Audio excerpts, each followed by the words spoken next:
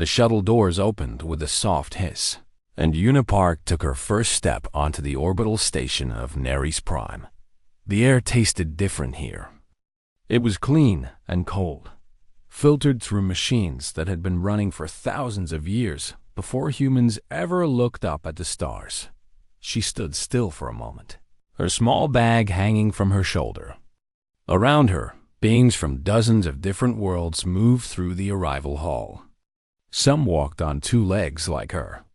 Others floated. A few crawled along the walls on many limbs. Yuna had seen pictures and videos during her preparation training on Earth, but nothing could have prepared her for the reality of standing among them. She was 19 years old, and she was very far from home. The Galactic Academy rose before her through the transparent walls of the station. It was a massive structure of silver and light, hanging in the darkness of space like a jewel. For 10,000 years, it had trained the brightest minds from across 47 advanced civilizations. Scientists, leaders, and great thinkers had walked its halls. And now, for the first time in history, humans had been invited. Yuna checked her translator device behind her ear and followed the glowing path on the floor toward the registration center. She passed a group of tall, thin beings with blue skin and 3 eyes. They glanced at her and then looked away, their expressions unreadable. She passed a creature that looked like a walking tree, its leaves rustling as it moved. It did not look at her at all. At the registration desk, a machine scanned her identification and assigned her a room number. The process took less than a minute. No one welcomed her. No one asked if she needed help finding her way. Yuna told herself this was fine. She had not come here to make friends. She had come here to learn. Her room was small but comfortable. The walls could change color based on her mood, and the bed adjusted itself to her body perfectly. A window showed the stars outside, endless and bright. Yuna sat on the edge of the bed and looked at them for a long time. A knock on the door made her jump. She opened it to find a young woman with short black hair and a wide smile standing outside. "You must be Yuna," the woman said. "I am Hanakim. I am your roommate." Yuna felt something loosen in her chest. Another human. She had known there would be others, but seeing Hana standing there made everything feel less impossible. Hana stepped inside and dropped her bag on the other bed. She looked around the room and nodded with approval. "Not bad. Better than the training facility on Earth, at least." "How long have you been here?" Yuna asked. 3 days. I came early to explore." Hana sat down and looked at Yuna with curious eyes. "You are the mathematics student, right? The one who tested in the top 1% on the entrance examination?" Yuna felt her face grow warm. "I got lucky with some of the questions." Hana laughed. "No one gets lucky on a Galactic Academy entrance examination. Do not be modest. We need all the smart humans we can get." Her smile faded a little. "Trust me, we need every advantage." Over the next few days, Yuna learned what Hana meant. There were 12 human students at the academy, 12 out of more than 15,000. They were the first humans ever admitted. A test group to see if the young species from the small blue planet could handle advanced galactic education. Most of the other species treated the humans with polite distance. They were curious but not interested in friendship. The humans were new after all. Their civilization had only discovered faster than light travel 50 years ago. In galactic terms, they were babies taking their first steps. But some species were not polite at all.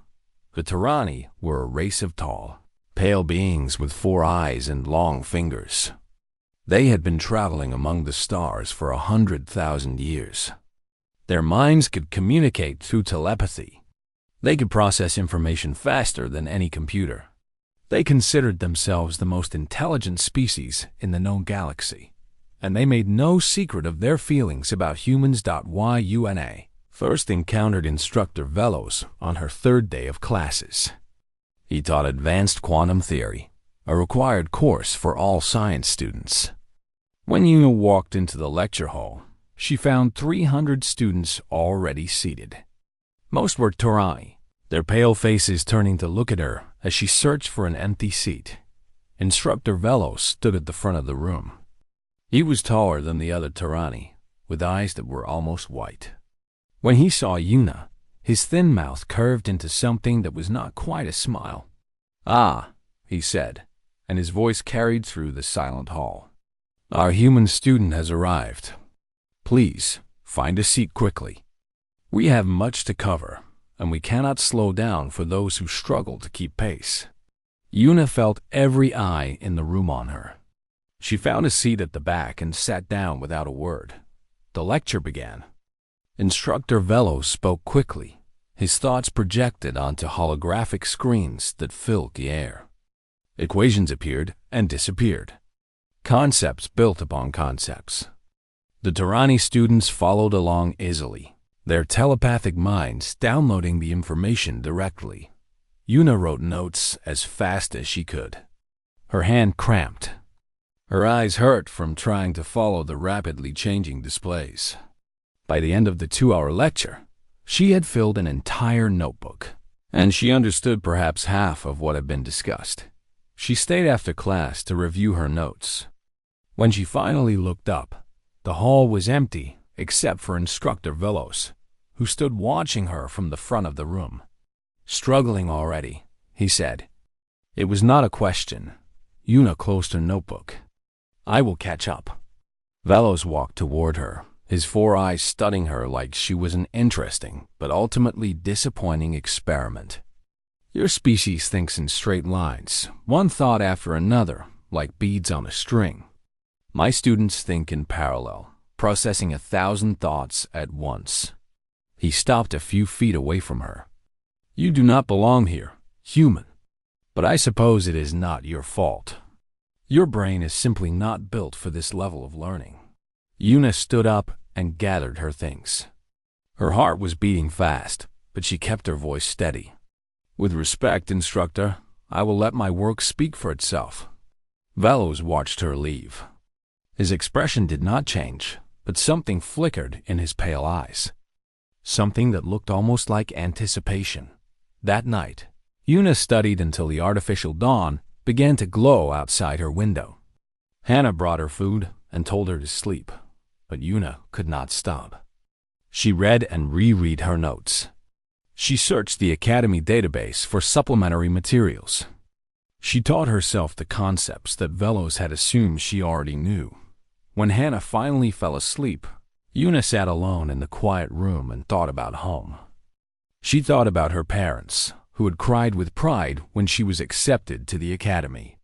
She thought about her teachers on Earth, who had told her she was special, that she could do great things.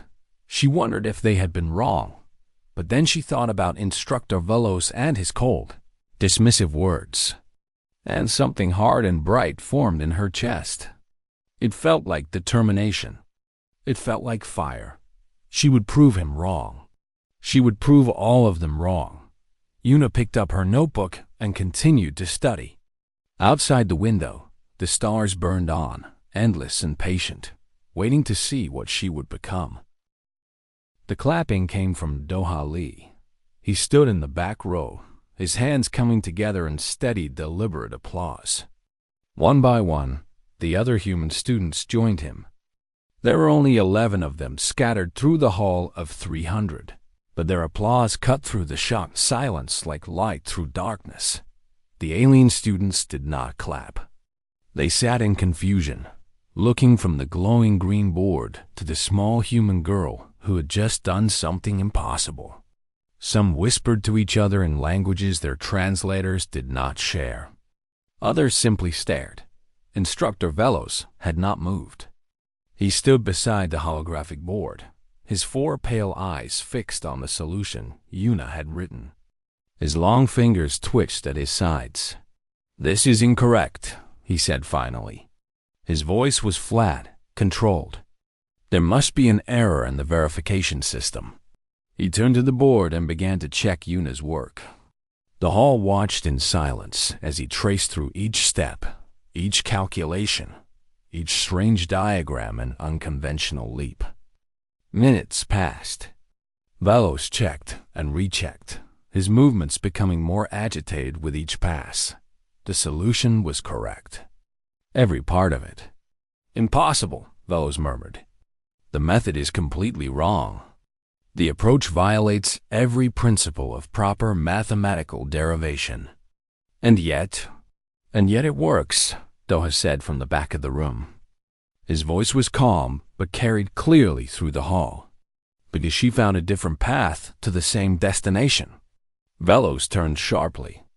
Who are you, to speak without permission? Doha walked down the aisle toward the front of the hall. He moved slowly, confidently, like someone who had nothing to fear. I am Doha Lee, senior student in xenobiology, and I have spent 3 years watching my species be dismissed as inferior. He stopped beside Yuna's empty seat and looked at the instructor. Perhaps today we can discuss why that dismissal was premature. The tension in the room was thick enough to touch. No student had ever challenged Instructor Velos so directly. The Durrani professor's pale face flushed with color that might have been anger or embarrassment or both. You accuse me of prejudice, Velos said coldly. I accuse you of nothing, Doha replied. I simply suggest that intelligence takes many forms. What Miss Park just demonstrated was not inferior thinking. It was different thinking. A Durrani student in the front row spoke up. Different does not mean valid. She ignored half the established theorems. She made assumptions without proof. Her method should not have worked. But it did work, Doha said. That is the point. Yuna listened to the argument from her seat. Her heart was still racing, and her hands still trembled slightly. She had not planned to prove anything. She had simply refused to fail. Hana leaned over from the seat beside her. What did you do? She whispered. How did you solve it? Yuna shook her head. I do not know how to explain it. I just saw it differently. The argument at the front of the hall grew louder. More students joined in, some defending Velos, others asking questions about Yuna's method. The careful order of the classroom had broken down completely. Finally, Velos raised his hand for silence. The hall quieted immediately. We will analyze this properly, he announced. The board will record Miss Park's solution, and our academic council will review it. If there was cheating involved, it will be discovered. I did not cheat, Yuna said. She had not meant to speak, but the words came out before she could stop them. I would never cheat. Velos looked at her with those cold, pale eyes. Then you have nothing to worry about. The class was dismissed. Students filed out in small groups, talking excitedly among themselves. The incident would be the topic of conversation across the academy by nightfall. Yuna stayed in her seat as the hall emptied. She felt exhausted, drained of all energy.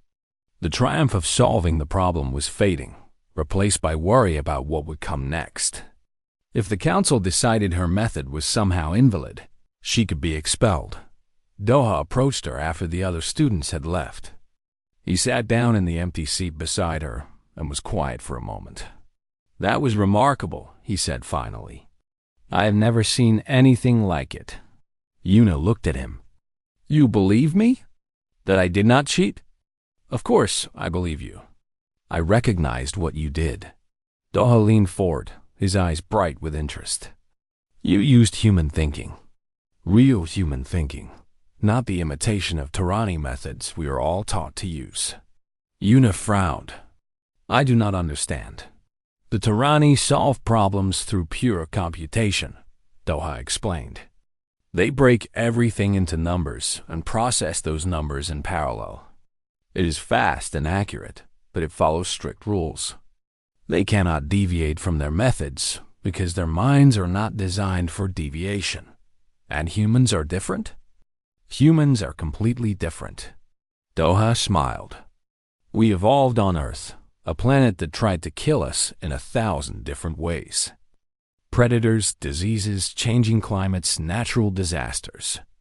Our ancestors survived not by being the strongest or fastest, but by being adaptable, by finding new solutions to problems that had never existed before. Yuna thought about this. It matched what she had felt during those 5 minutes at the board. She had not tried to compute the answer. She had tried to see it. The Tarani call it primitive, Doha continued.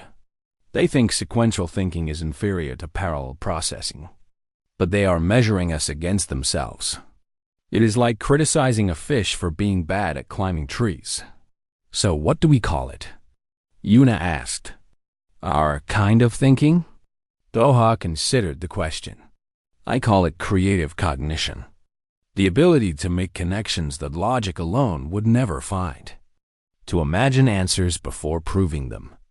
To think around problems instead of through them. He paused.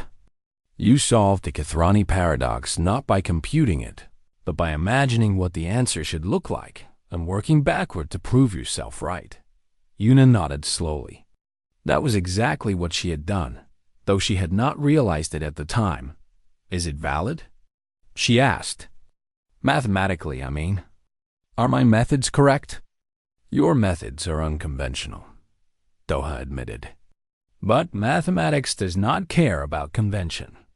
If your logic holds and your answer is correct, then your methods are valid. The council will have to admit that. For the first time since leaving the lecture hall, Yuna felt a small spark of hope.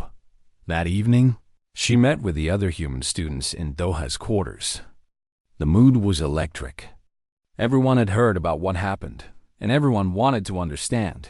Taiho Choi, a senior student who worked in the academy's research wing, had already begun analyzing Yuna's solution. He had requested a copy of the board recording and spent hours going through each step. It is beautiful, he said, projecting her work onto the wall for everyone to see. Look here and here. She used visual patterns to identify relationships between variables. She created analogies between the mathematical concepts and physical systems. She essentially translated abstract numbers into pictures and solved the pictures instead. That is how I understand things, Yuna said quietly. I always have. When I study, I draw diagrams. I imagine the equations as shapes and movements. Most humans do something similar, Hana added. We use metaphors and examples. We learn by comparing new things to things we already know.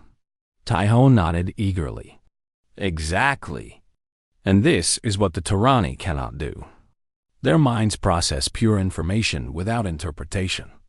They do not need metaphors because they can hold raw data directly. But it also means they cannot think outside their established frameworks. The room fell silent as the implications sank in. For years, humans had tried to compete with aliens on alien terms. They had tried to think faster, to memorize more, to become like the species they admired. And they had always fallen short. But what if the goal was wrong? What if humans were never meant to think like Tarani? Doha stood up and looked around the room. Tomorrow, the council will review Yuna's solution. They will either validate it or find some excuse to dismiss it. But whatever they decide, today changed something. Today, a human showed the galaxy that our minds work differently. Not worse, differently. Yuna felt the eyes of her fellow humans on her. She saw hope in their faces, and pride, and something else. Something that looked like the first light of dawn after a long, dark night. I did not mean to start a revolution, she said. Doha laughed softly. No one ever does. But sometimes revolution is not something we start. It is something that happens when we refuse to accept the limits others place on us. Outside the window, the stars burned on. And somewhere across the academy, in dozens of common rooms and dormitories and meeting halls, the story of the human girl and the impossible problem was being told and retold. Growing larger with each telling, something had changed. Everyone could feel it. And nothing would ever be quite the same again. 3 weeks passed at the Galactic Academy. Yuna fell into a routine of endless study and little sleep.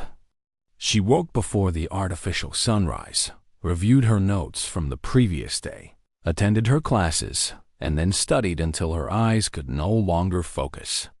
She ate her meals quickly, usually alone, reading from her tablet while she chewed. Hana worried about her. "You are going to burn out," she said one evening, watching Yuna highlight passages in her quantum theory textbook. "Even the smartest Tyranni take breaks." "The Tyranni do not need to work as hard," Yuna replied without looking up. "They download information directly into their brains. I have to learn everything the old way." "The human way," Hana said softly. Yuna paused. She looked at her friend and managed a small smile. "Yes, the human way. The other human students face similar struggles." Doha Lee, a senior student who had been at the academy for 3 years, organized weekly meetings where the humans could share notes and help each other. He was tall and calm, with kind eyes and a patient voice. He had survived 3 years of subtle discrimination and open mockery. He knew how to keep going. "The key is not to compete with them directly," Do had told the group during one meeting. "We cannot think as fast as a Tyranni or store as much information as a Kalori. But we can think differently. That is our strength." Yuna listened but was not sure she believed him. In her classes, different thinking did not seem to matter.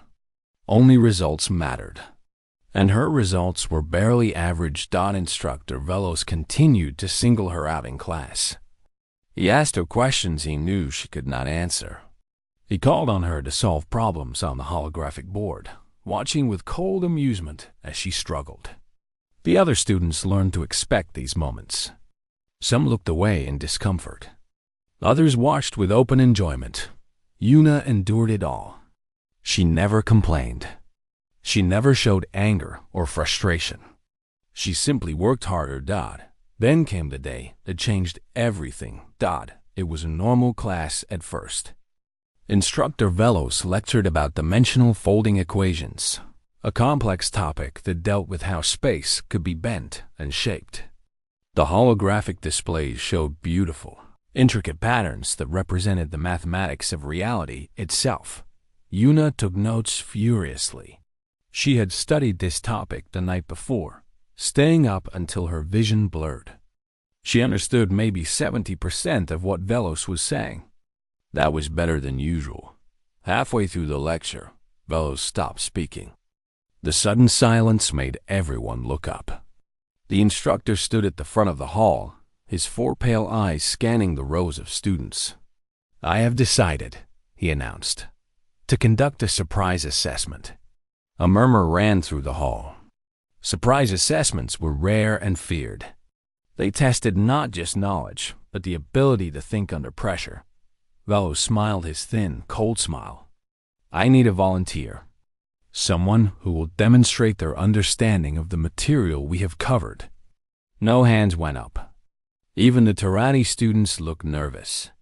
Surprise assessments could damage a student's standing if they perform poorly. Velos let the silence stretch. Then his eyes settled on Yuna. "Miss Park," he said, "please come to the board." Yuna's stomach dropped. She felt the blood drain from her face. Around her, 300 students turned to look at her. "Instructor," she said, "I do not think." "I did not ask for your thoughts," Velos interrupted. "I asked you to come to the board." "Now, please." Yuna stood on shaking legs. She walked down the aisle between the rows of seats, feeling every eye on her back. The walk to the front of the hall felt like the longest journey of her life. She stopped before the holographic board. It glowed softly, waiting for input. Velos handed her a light stylus, a tool used to write on the holographic surface. "I will present you with a problem," Velos said. His voice carried to every corner of the room. "You will have 5 minutes to solve it. The class will observe." 5 minutes. Yuna gripped the stylus tightly. 5 minutes was not much time, but for a normal problem, it might be enough. Velos turned to the board and began to write. Equations appeared in the air, glowing blue against the darkness. Symbols flowed and connected. The problem grew larger and more complex with each passing second. Yuna watched with growing horror. She recognized what he was writing. It was the Kethrani paradox, one of the most difficult problems in dimensional theory. Graduate students spent months trying to solve it. Even gifted Tarani struggled with its complexity, and he expected her to solve it in 5 minutes. When Velos finished, he stepped back and looked at her. "Your time begins now." The hall was completely silent. Yuna stared at the problem. The equations seemed to swim before her eyes. There were so many variables, so many interconnected parts. Where was she supposed to even begin? She heard a soft laugh from somewhere in the audience. Then another. Soon, a wave of quiet amusement rippled through the room. They all knew this was impossible. Velos began to speak, his voice carrying over the whispers. "You see, students, this is the limitation of sequential thinking. The human brain processes information one piece at a time, like a primitive computer from their home world. They cannot hold the full complexity of a problem in their minds at once." More laughter. Louder this time. "The Kethrani paradox requires parallel processing," Velos continued. "It requires the ability to see all parts of the problem simultaneously. This is simply beyond human capability. It is not an insult. It is merely biology." Yuna stood frozen. Her face burned with shame. She wanted to run, to hide, to be anywhere but here. The seconds ticked away, and she had not written a single mark on the board. 1 minute passed. Velos kept talking, using her failure as a teaching moment. He explained how human evolution had produced a brain optimized for survival on their dangerous planet, not for higher mathematics. He spoke of humans as one might speak of clever animals, impressive for their kind, but ultimately limited. 2 minutes passed. Yuna felt something shift inside her. The shame was still there, hot and painful. But beneath it, something else stirred. Something older and deeper. A feeling that had driven her ancestors to cross oceans and climb mountains and reach for the stars. Defiance. She looked at the problem again. The equations were still overwhelming, still impossibly complex. But this time, she did not try to see them the way a Torani would.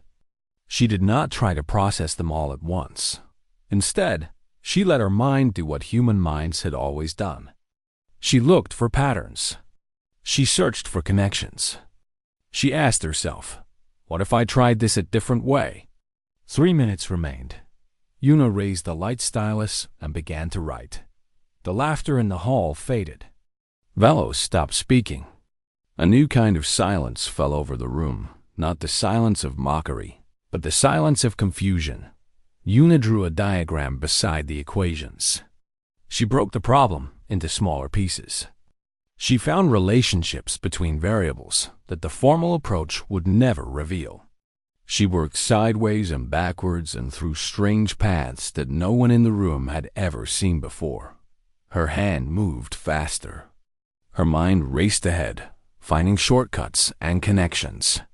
She was not solving the problem the right way.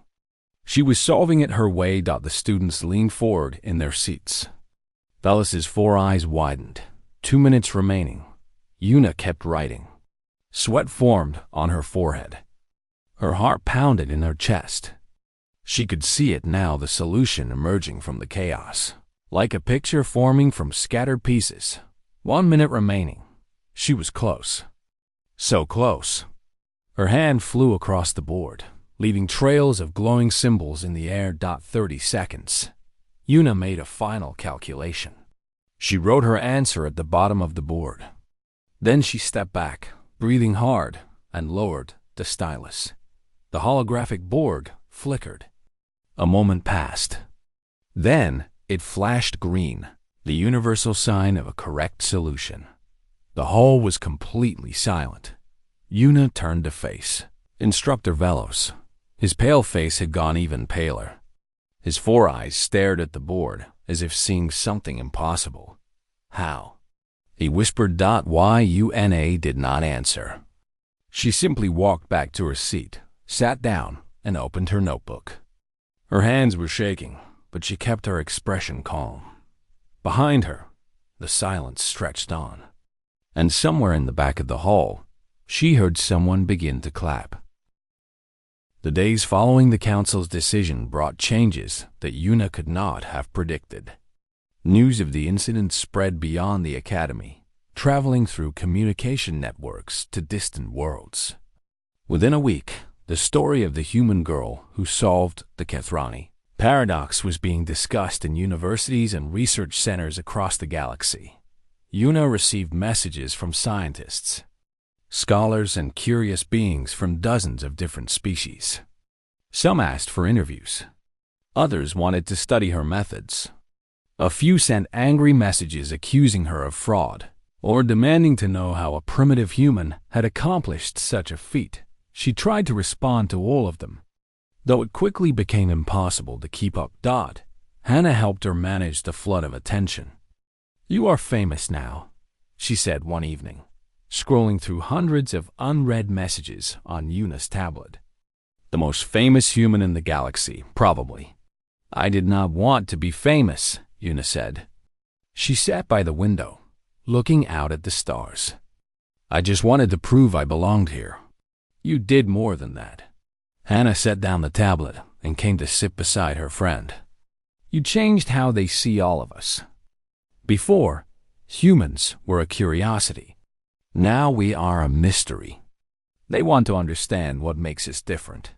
Yuna thought about this. It felt like a heavy responsibility, being a symbol for her entire species. She was still the same person she had always been. She still struggled with her classes, still stayed up too late studying, still felt lost and confused more often than not. How could she represent humanity when she barely understood herself? The answer came a few days later in the form of an unexpected invitation. "Instructor Velos requested a private meeting." Yuna almost refused.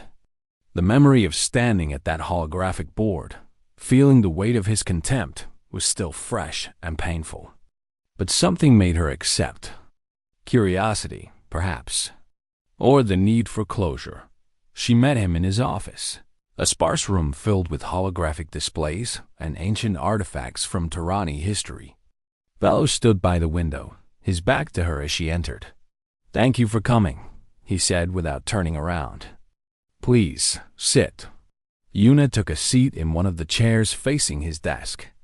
She kept her back straight and her hands folded in her lap. Velos was quiet for a long moment. When he finally turned to face her, his expression was different from anything she had seen before.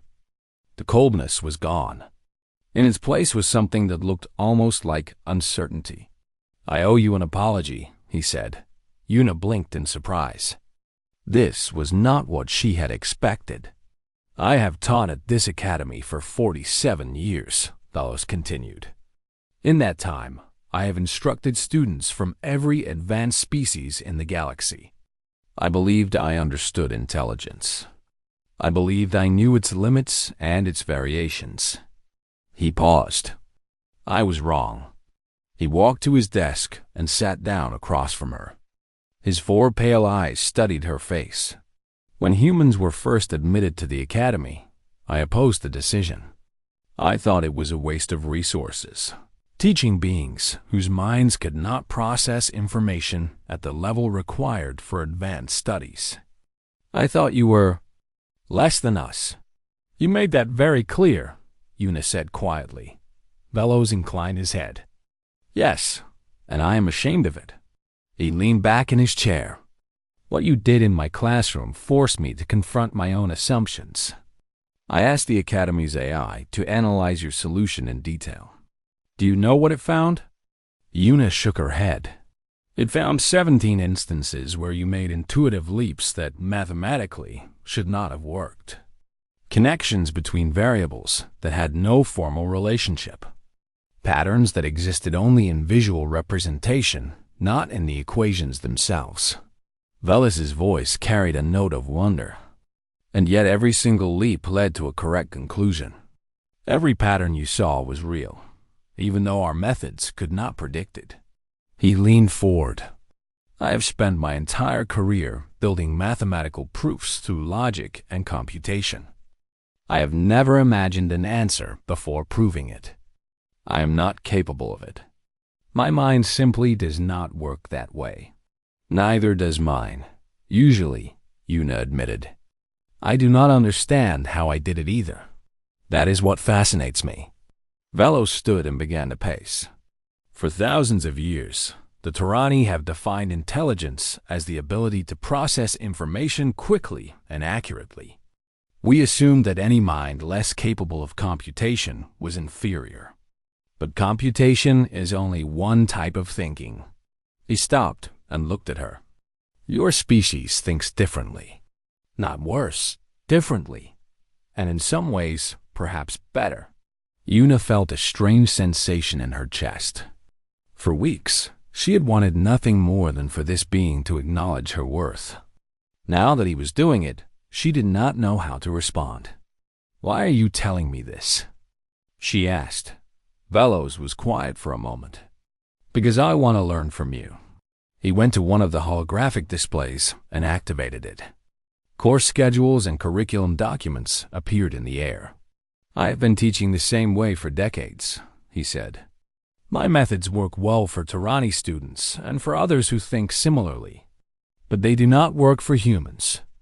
They do not allow for creativity or intuition or the kind of thinking you demonstrated. He turned back to her. I want to change that. I want to redesign my curriculum to include different approaches to problem solving. Methods that work with human cognition rather than against it. He paused. I am asking for your help. Yuna stared at him. You want me to help you teach? I want you to help me understand how your mind works. What techniques help you learn? What approaches allow you to use your unique abilities? Velas's voice was earnest, almost pleading. I cannot do this alone. I do not know how to think like a human. I need someone who does. It was perhaps the most unexpected request Yuna had ever received. A few weeks ago, this same being had tried to humiliate her in front of hundreds of students. Now he was asking for her partnership. I have one condition, Yuna said. Velos raised an eyebrow. Name it. The other human students. All 12 of us. We need fair accommodations. We need access to supplementary materials and alternative assessment methods. We need to be treated as students with different abilities, not inferior abilities. Velos nodded without hesitation. Done. I will speak to the academic council myself. Yuna felt a smile forming on her face. It was small at first, but it grew as she realized what had just happened. She had not just won a personal victory. She had won something for everyone who came after her. Then I will help you, she said. In the weeks that followed, Yuna worked with instructor Velos to develop new teaching methods. They created visual learning aids and alternative problem-solving frameworks. They designed exercises that encouraged intuitive thinking alongside formal computation. The changes were small at first, but they grew. Other instructors took notice. Some criticized the changes as unnecessary accommodations for an inferior species. But others saw the results. Human students began performing better, not by becoming more like Turani, but by being allowed to be human. Doha, Lee graduated at the end of the term. Before he left, he called a final meeting of the human students. They gathered in the same room where they had always met. But the mood was different now, lighter, more hopeful. When I arrived at this academy 3 years ago, Doha said, I thought my job was to survive, to endure, to prove that humans could handle the pressure without breaking. He smiled. Yuna showed us something different. She showed us that we do not need to become something we are not. We just need to be the best version of what we already are. He looked around the room at the faces of his fellow humans. The galaxy is watching us now. They are curious about what we can do. Let us show them something amazing. That night, Eunice stood alone by the observation window of the academy. The stars stretched out before her, billions of points of light representing worlds she would never see, beings she would never meet, mysteries she would never solve. But she did not feel small anymore. She felt connected, part of something vast and ancient and still growing. Hannah found her there and stood beside her in comfortable silence. "What are you thinking about?" Hannah asked eventually. Una considered the question. "I am thinking about intelligence," she said. "About all the different ways minds can work. About how the universe has made so many different kinds of thinking, and we only just started to understand our own." That sounds very philosophical for midnight. Una laughed softly. "Maybe, but it also feels true." She turned to look at her friend. "We spent so long trying to think like them. Maybe now they will start learning to think a little like us. Is that a good thing?" "I think so." Una looked back at the stars. "I think the galaxy has been solving problems the same way for a very long time. Maybe it is ready for some new approaches, some new ideas, some imagination." Hannah nodded thoughtfully. "So what happens next?" Una smiled. It was a real smile, full of warmth and hope and the particular brightness that humans carried with them wherever they went. "Next," she said, "we show them what else we can do." Outside the window, the stars burned on, ancient and patient. They had seen civilizations rise and fall, species emerge and vanish, empires bloom and fade to dust. They had seen everything the universe had to offer, or so they thought, but now there was something new under their light. The Academic Council met the following morning in the Grand Chamber of the Galactic Academy. It was a vast circular room with walls that displayed the constellations of 1,000 different home worlds. Representatives from every major species sat in rising tiers of seats, their attention fixed on the center of the room where the evidence would be presented. Una stood at the central platform, feeling very small. Beside her was Instructor Velos, his 4 eyes staring straight ahead. The tension between them was obvious to everyone. Elder Morith, an ancient Kalori who served as head of the council, called the meeting to order. His voice was deep and resonant, amplified by the chamber's acoustics. "We are here to review an unusual incident that occurred yesterday in Instructor Velos's quantum theory class," he announced. "A human student, Una Park, solved the Kethrani paradox using methods that have been described as unconventional. Instructor Velos has raised concerns about the validity of her approach." Murmurs rippled through the chamber. The Kethrani paradox was famous throughout the academic world. That a first-year human student had solved it was remarkable. That she had done so in 5 minutes was unbelievable. Velos stepped forward. "Honored council members, I do not dispute that Miss Park arrived at the correct answer. The verification system confirmed this. However, I must question whether her methods represent genuine mathematical reasoning or merely fortunate guessing." He waved his hand and the holographic display activated. Una's solution appeared in the air, exactly as she had written it the day before. "Look at this," Velos said, pointing to her diagrams. "These drawings have no place in formal mathematics. And here, she makes a logical leap without showing her work. How are we to know she did not simply guess the answer and work backward to justify it?" "That is exactly what I did," Una said quietly. The chamber fell silent. Every eye turned to her. Yun took a breath and continued. "I did not solve the problem by computing forward to an answer. I imagined what the answer should be, based on the patterns I saw, and then I worked backward to prove I was right." Velos made a sound of disgust. "You see?" She admits it. This is not mathematics. This is speculation. It is mathematics, a voice called from the audience. Taiho Choi stood up from his seat among the human students. With the council's permission, I would like to present research that may explain what Miss Park demonstrated. Elder Morath nodded. You may speak. Taiho walked down to the central platform. He carried a data tablet, and his hands were slightly unsteady, but his voice was strong. For the past 2 years, I have been studying human cognition as part of my research in xenobiology, he explained. Specifically, I have been trying to understand why humans think differently from other species in the galactic community. He activated his tablet, and new images appeared on the holographic display. Charts and brain scans and comparison data filled the air. The Tarani process information through parallel neural pathways, Taiho said. They can hold massive amounts of data in their working memory and analyze it simultaneously. This makes them exceptionally fast at computation-based tasks. He changed the display to show a human brain. Humans cannot do this. Our working memory is limited. We can only hold a few pieces of information at once. By Tarani standards, this is a severe limitation.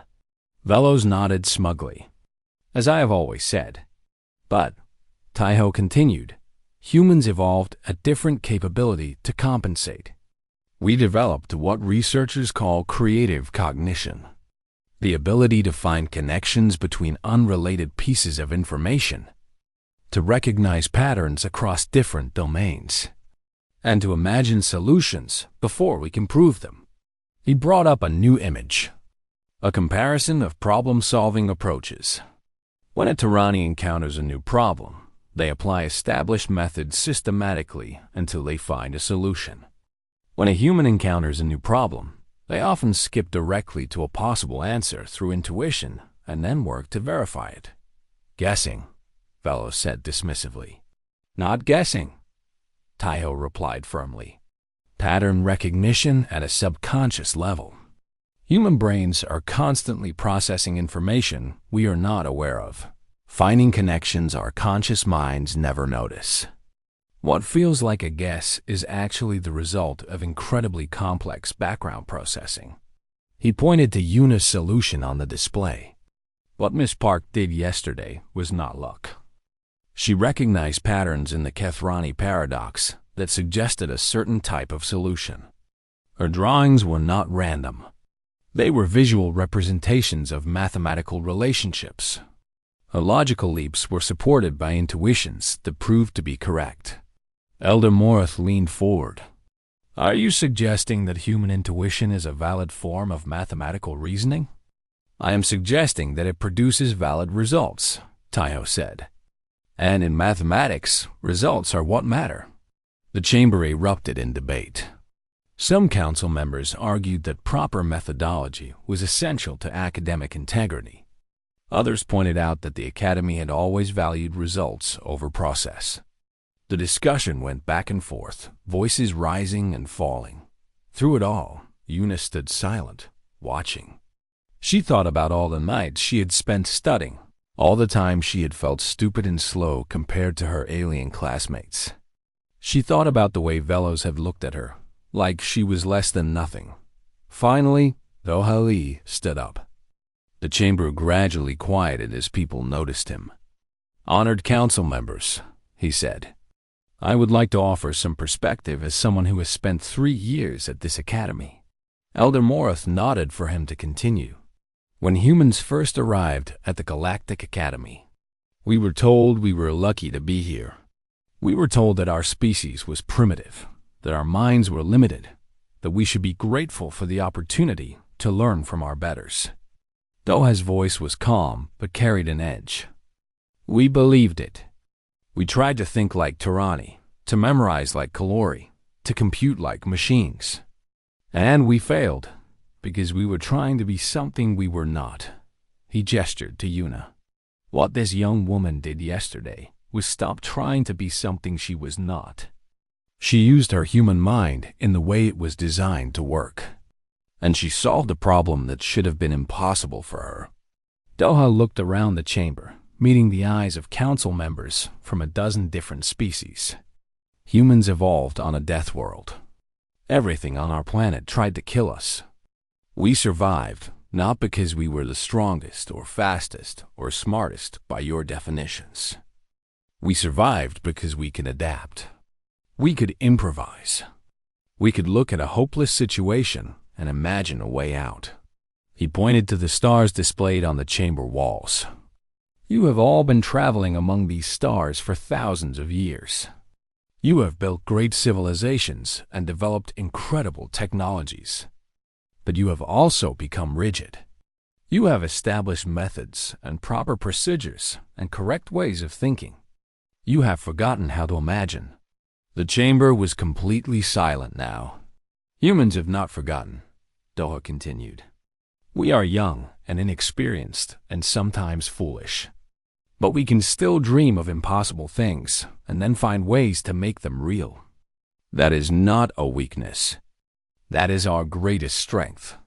Elder Morith was quiet for a long moment. Then he turned to the other council members. We will take a short recess to deliberate. All parties will remain in the chamber. The council members withdrew to a private room. The remaining audience sat in tense silence.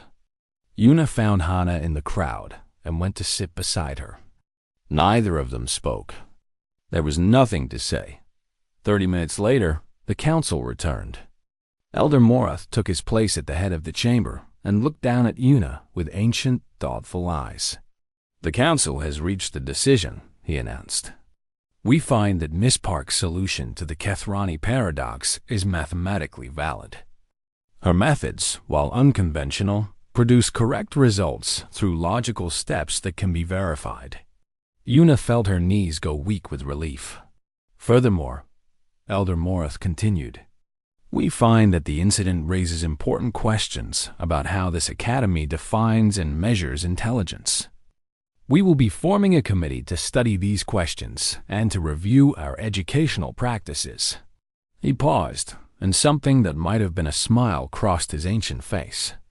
The human species has been part of the galactic community for only 50 years. Perhaps we have been too quick to judge their capabilities. Perhaps we have something to learn from them. He looked directly at Yuna. You have done your species a great service today. Miss Park, I hope you understand that. Yuna nodded, unable to speak. The chamber began to empty. As Yuna turned to leave, she found Instructor Velos standing in her path. His pale face was unreadable, his 4 eyes studying her with an expression she could not interpret. They stood in silence for a long moment. Then Velos did something unexpected. He inclined his head slightly, the Tarani gesture of respect. I was wrong about you, he said quietly. Then he walked away without another word. Yuna watched him go. Around her, her fellow humans gathered, their faces bright with joy and pride. But Yuna felt something more complex than simple triumph. She felt like something had ended and something new had begun. She felt like the universe had grown larger and stranger and more full of possibility than she had ever imagined. She felt like the first human to set foot on a new world.